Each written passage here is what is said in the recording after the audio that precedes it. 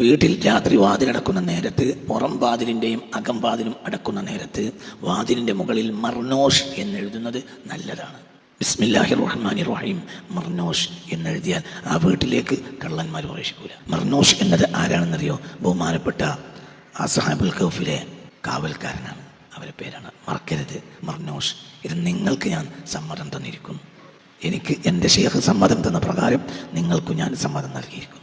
ജിന്നുകളിൽപ്പെട്ട ഒരു മഹാനായ നേതാവാണ് ഈ വിഷയത്തിൽ എൻ്റെ ഷെയ്ഖ്. അവരിൽ നിന്ന് കിട്ടിയ ഇൽമാണത്. ഒരു ഉപദ്രവത്തിനും ആ വീട്ടിൽ ആ രാത്രി കഴിയൂല. വാതിലടക്കുന്ന നേരത്ത് മർനോഷ് മർനോഷ് മീമ് റാ വിരൽ കൊണ്ട് എഴുതുക, വേറൊന്നുകൊണ്ട് എഴുതരുത്.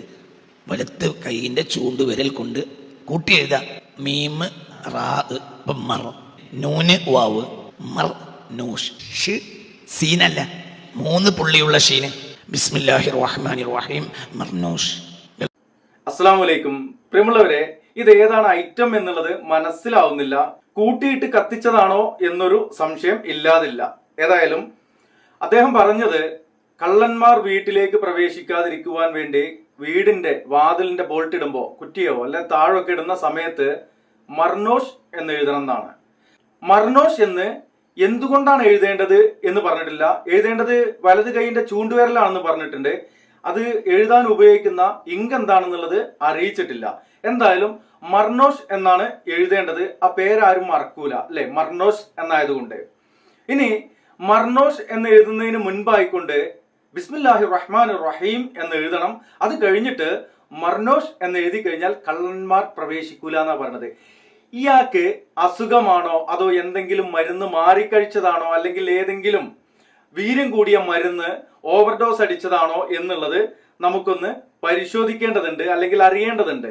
ഇവിടെ അള്ളാഹുവിന്റെ ഹബീബ് സല്ലല്ലാഹു അലൈഹി വസല്ലമയോ അല്ലെങ്കിൽ അത് കഴിഞ്ഞ് ഇങ്ങോട്ട് വന്നിട്ടുള്ള ഇസ്ലാമിന്റെ പൂർവ്വസൂരികളായ ഒരാളും തന്നെ അങ്ങനെ ഒരു കാര്യം പറഞ്ഞു തന്നിട്ടില്ല.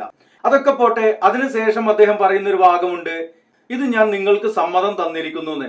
സമ്മതം തരാൻ ഇയാൾ ആരുവാ അല്ലേ, ആരുവാടേ എന്ന് ചോദിക്കേണ്ട സാഹചര്യത്തിൽ മറ്റൊന്നുകൂടി ഇദ്ദേഹം പറയുന്നുണ്ട്, എന്റെ ഷെയ്ഖ് എനിക്ക് സമ്മതം തന്നിട്ടുണ്ട്, ഞാൻ നിങ്ങൾക്കും സമ്മതം തരുന്നു എന്ന് പറഞ്ഞത്. ഏത് ഷെയ്ത്താനാണ് ഇയാൾ ഷെയ്ഖ് അല്ലേ? ഇതുപോലെ പൊട്ടപ്പോയത്തം വിഡ്ഢിത്തം പറഞ്ഞു കൊടുക്കുന്ന ഏത് ഷെയ്ത്താനാണ് ഇയാളുടെ ഷെയ്ഖ് എന്നുള്ളത് അറിയേണ്ടതുണ്ട്. മർനോഷ് എന്ന് പറയുന്ന അത് അസ്ഹാബുൽ കഹ്ഫിന് കാവൽ നിന്നിരുന്നവരാണ് എന്നുള്ളത് ഇയാൾക്ക് എവിടുന്നാ കിട്ടിയത്? ഒരു ഹദീസ് വേണം, അല്ലെങ്കിൽ അസ്ഹാബുൽ കഹ്ഫിനെ കുറിച്ച് പറഞ്ഞു തരുന്നത് പരിശുദ്ധ ഖുർആനിലൂടെയാണ്. ആ പരിശുദ്ധ ഖുർആനിലൂടെ പറഞ്ഞു തരുന്ന ആ വിഷയത്തിൽ കൂടുതലായിട്ടൊന്നും റസൂലുള്ളാഹി സ്വല്ലല്ലാഹു അലൈഹി വസല്ലം നമുക്കും പറഞ്ഞു തന്നിട്ടില്ല. അവിടെ എത്ര ആളുണ്ട് എന്നുള്ളത് പോലും നമുക്ക് കൃത്യമായ വിവരണം തന്നിട്ടില്ല. എന്നാൽ അവർക്ക് ഒപ്പം ഒരു നായ ഉണ്ടായിരുന്നു എന്നുള്ളത് ഏതായാലും നമുക്ക് അറിവ് തന്നിട്ടുണ്ട്. ആ അറിവിൽ നിന്നുകൊണ്ട് നമുക്കത് മനസ്സിലാക്കാം. മൂപ്പർക്ക് സമ്മതം കൊടുത്ത ആള് എന്ന് പറഞ്ഞല്ലോ, വലിയൊരു പുക സൃഷ്ടിച്ചുകൊണ്ട്, പുകമറ സൃഷ്ടിച്ചുകൊണ്ട് ഒരു ജിന്നാണ് മൂപ്പർക്ക് പറഞ്ഞു കൊടുത്തത് എന്ന പോലെ മൂപ്പർ ഔലിയാകാൻ കളിക്കാണ് സഹോദരന്മാരെ. ഇതുപോലെ കള്ളന്മാരെ തുരത്തുവാൻ വേണ്ടിയിട്ട് അങ്ങനെ ഒരു ദിക്റും ദായിമും വീടിന്റെ മുൻപിലോ പിൻപിലോ വാതിലിലോ ചുമരിലോ എഴുതി വെക്കുവാൻ അള്ളാഹുവിന്റെ ഹബീബോ സഹാബത്തോ താബിയങ്ങളോ തബു താബിയങ്ങളോ അയിമത്തിന്റെ ഉലമാക്കളോ ആരും തന്നെ പൂർവ്വസൂരികളായിട്ടുള്ള ഇസ്ലാമിലെ പണ്ഡിതന്മാരായിട്ടുള്ള പട്ടുക്കളായിട്ടുള്ള ആരും തന്നെ പഠിപ്പിച്ചിട്ടില്ല.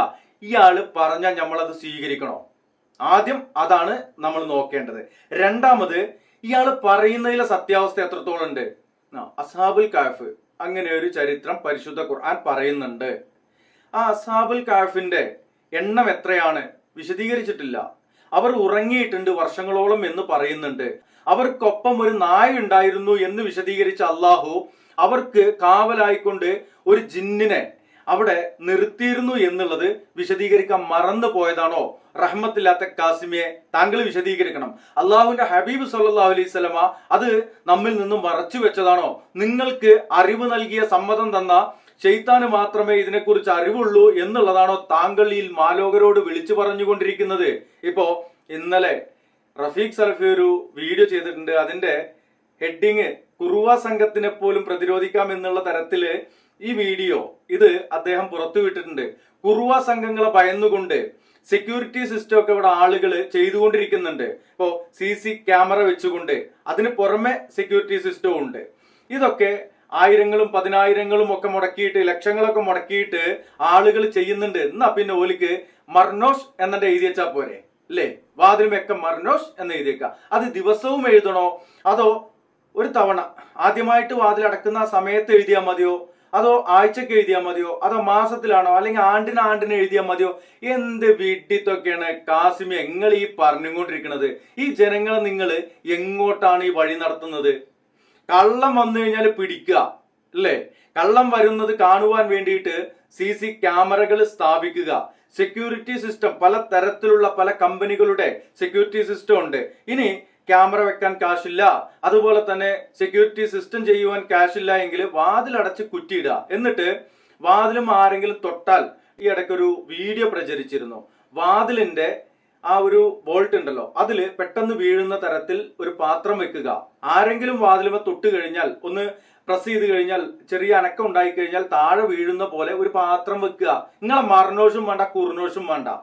നിങ്ങളെ മർനോഷ് എഴുതിയിട്ടും നല്ലൊരു കള്ളനാണെന്നുണ്ടെങ്കിൽ മർനോഷ് എന്നല്ല, മർനോഷിന്റെ വാപ്പാന്റെ പേര് എഴുതി വെച്ചിട്ടും കാര്യമില്ല, കള്ളൻ വന്നിട്ട് കട്ടുകൊണ്ട് പോകും.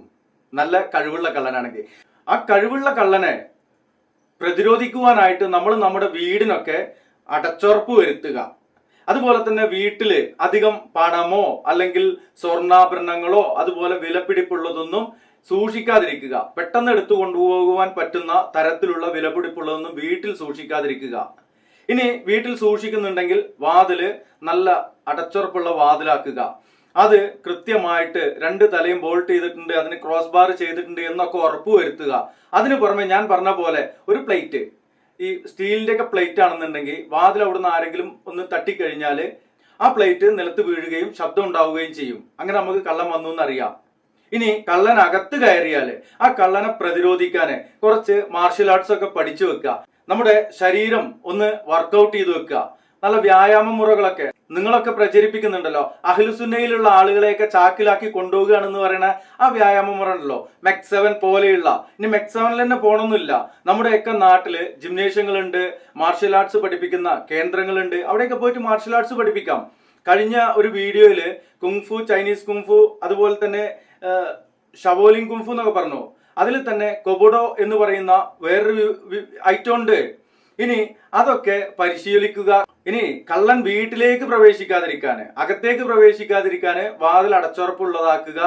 കാശുള്ളവരൊക്കെ CCTVയും സെക്യൂരിറ്റി സിസ്റ്റം ഒക്കെ വെക്കുക. അല്ലാണ്ട് മർനോഷിന്റെ പേരോ മർനോഷിന്റെ വാപ്പാന്റെ പേരോ വാപ്പാന്റെ പേരോ എഴുതി വെച്ചിട്ട് ഒരു കാര്യമില്ല.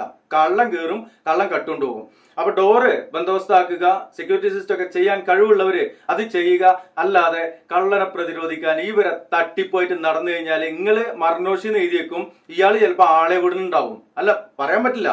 ഇതുപോലെ കള്ളനെ പ്രതിരോധിക്കാന് ഇല്ലാത്തൊരു മായാവിയുടെ പേരും പറഞ്ഞിട്ട്, മായാവി എന്ന് പറഞ്ഞാലും പോരാ, മായാവിനെ സൃഷ്ടിച്ച ഒരു മനുഷ്യനുണ്ടായിരുന്നു.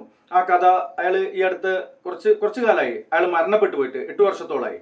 മായാവി, രാധ, അതുപോലെ തന്നെ അതിലുള്ള വിക്രമൻ, മുത്തു, കുട്ടൂസൻ, ഡാഗിനി പോലെയുള്ള കഥാപാത്രങ്ങളെയൊക്കെ അങ്ങനെ ഉണ്ടാക്കിയ ഒരാളുണ്ടാവും.